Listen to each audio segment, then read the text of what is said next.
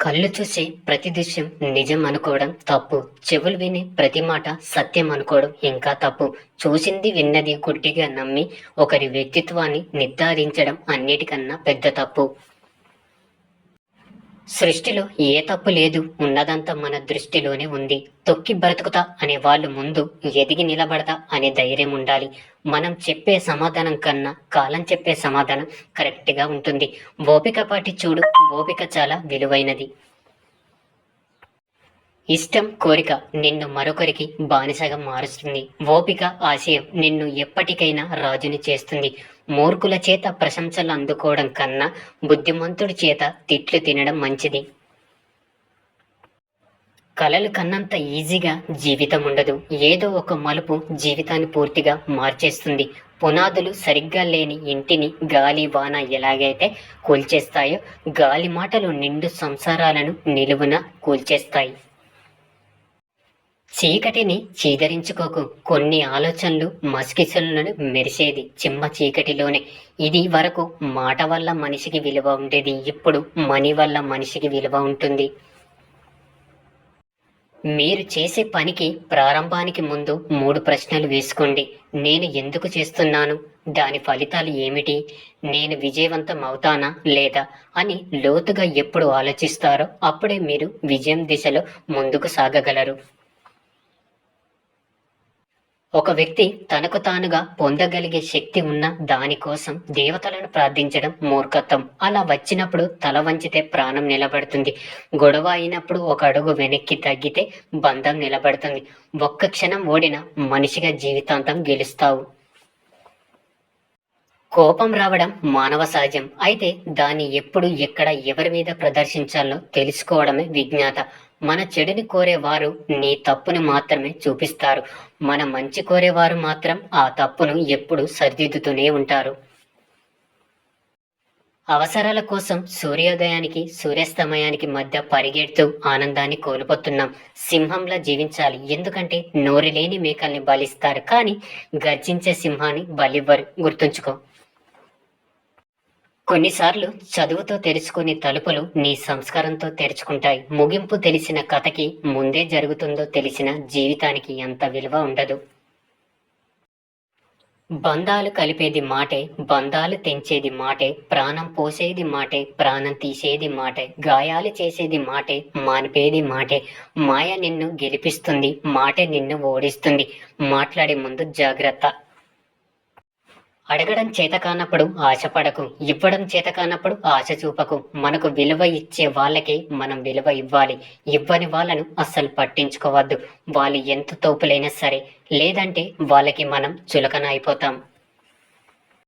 సంస్కారం మర్చిపోయి ప్రవర్తిస్తే నీ పరువు పోతుంది. విలువలను మర్చిపోయి ప్రవర్తిస్తే నీ తల్లిదండ్రులు నీకిచ్చిన సంస్కారం దెబ్బతింటుంది. పని ఉంటే పలకరింపు, లేదంటే చేదరింపు. అవసరం ఉంటేనే అభిమాన వర్షం, అవసరం తీరిపోయాక తగలేసే రకం నేటి మనిషి లోకం తీరు.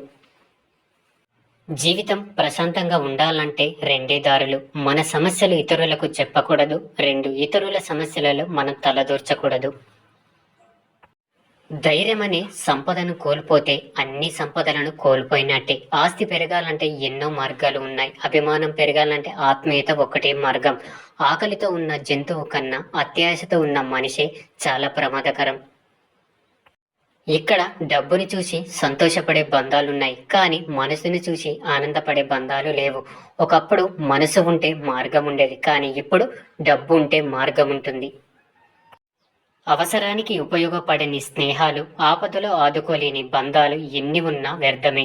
ఈ రోజుల్లో కొందరు ఎలా ఉన్నారంటే ముందు నీతులు చెబుతారు, మళ్ళీ ఏమీ తెలియనట్లు వెనకాల గోతులు తవ్వుతున్నారు.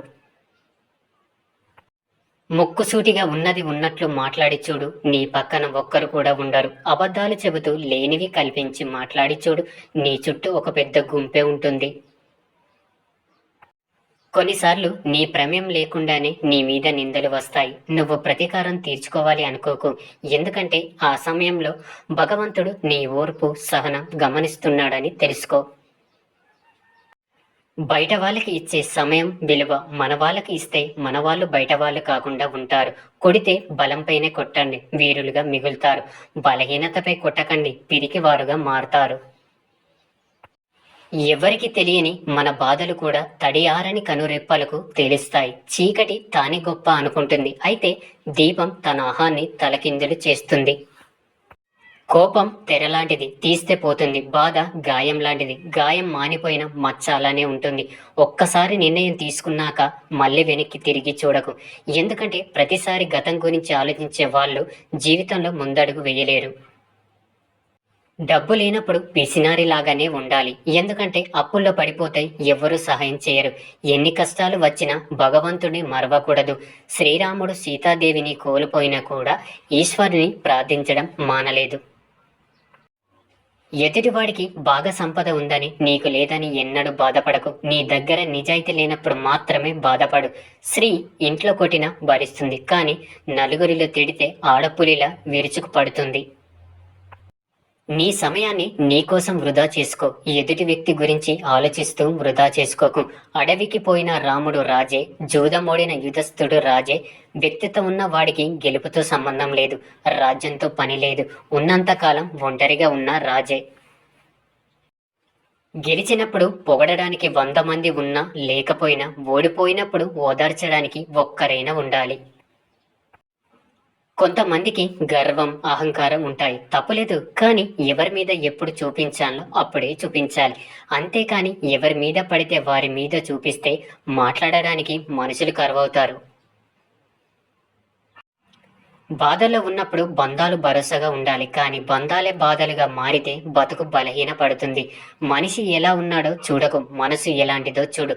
అందం పోతుంది, ఆస్తులు తరిగిపోతాయి, కానీ మన మనసు ఎప్పటికీ నీకు తోడుగా ఉంటుంది. ఎవరో నిన్ను బాధ పెట్టారని వాళ్ళు తిరిగి బాధపడాలని ఎప్పుడు కోరుకోకు. తెలియక బాధ పెడితే క్షమించు, తెలిసి బాధ పెడితే తీర్పు కాలానికి అప్పగించు. నువ్వు మాత్రం ప్రశాంతంగా జీవించు. ప్రతి బాధ ఒక కొత్త పాఠాన్ని నేర్పుతుంది. ప్రతి పాఠం ఒక వ్యక్తిని మారుస్తుంది. ఏ మనిషికైనా మనం విలువ ఇవ్వగలం, కానీ విలువ తేలేం. అది ఎవరికి వారే సంపాదించుకోవాలి. అదృష్టంతో వచ్చింది అహంకారాన్ని కలిగిస్తుంది. తెలివితో సంపాదించినది సంతోషాన్ని ఇస్తుంది. కష్టపడి సంపాదించింది సంతృప్తినిస్తుంది. తక్కువ చేసి చూసే చోట ఎక్కువసేపు ఉండకు. 25 వయసులో ఉండే అందం, ఓపిక 60 ఏళ్లకు ఉండవు. 60 ఏళ్ల వయసులో ఉండే అవగాహన, ఆలోచన 25 ఉండవు. భుజాల మీద ఉన్న బరువుని బలమున్నోడు ఎవడైనా మోస్తాడు, కానీ మనసులో ఉన్న బాధని బంధాల విలువ తెలిసినోడు ఒక్కడే మోయగలడు. ఆ బంధం ప్రేమైన, స్నేహమైన, మరే బంధమైన. అవకాశం పొందటం మీ గొప్పతనం కాదు, పొందిన అవకాశాన్ని సద్వినియోగం చేసుకోవడం మీ గొప్పతనం. మనని అర్థం చేసుకునే వాళ్లకు మన రూపంతో పని లేదు, మనని బాధ పెట్టే వాళ్లకు మన మనసుతో పని లేదు. నవ్వుతున్నప్పుడు నీళ్లు తాగడం ఎంత కష్టంగా ఉంటుందో, మనసుకి బాధ కలిగినప్పుడు కన్నీళ్లు ఆపడం కూడా అంతే కష్టంగా ఉంటుంది. ఎవరిని ఎంత నమ్మాలో అంతే నమ్ము. మనోళ్ళే కదా అని అతిగా నమ్మితే మోసం రుచి చూపించి జీవితంలో కోలుకోలేని దెబ్బతీస్తారు. మన దేశంలో మనిషిని మనిషిలా చూసేది భూమి ఒక్కటే. ఏ కులపోడు పండించినా పండుతుంది, ఏ కులపోడు చనిపోయినా తనలోకి తీసుకుంటుంది. నమ్మకం, ప్రాణం రెండు ఒకటే. ఒక్కసారి పోతే మళ్ళీ తిరిగి రావు. నమ్మిన వారిని మోసం చేయకు, మోసం చేసిన వారిని నమ్మకు. స్త్రీ వెంట పడ్డవాడు సర్వనాశనం అవుతాడు. పంటని చీడపురుగుల నుంచి, మనసుని అసూయ దేశాల నుంచి కాపాడుకోకపోతే చివరికి మిగిలేది అంతా నష్టమే. పంట అయినా జీవితమైనా అంత వ్యర్థమే. కోపం రావడం మానవ సహజం, అయితే దాన్ని ఎప్పుడు ఎక్కడ ప్రదర్శించాలో తెలుసుకోవడమే విజ్ఞాత. మన చెడును కోరేవారు నీ తప్పును మాత్రమే చూపిస్తారు, మంచి కోరేవారు మాత్రం ఆ తప్పును ఎప్పుడు సరిదిద్దుతూనే ఉంటారు. స్వేచ్ఛ ఎవరు ఇస్తే వచ్చేది కాదు, ఎవరో బాధిస్తే పోయేది కాదు. జై హింద్.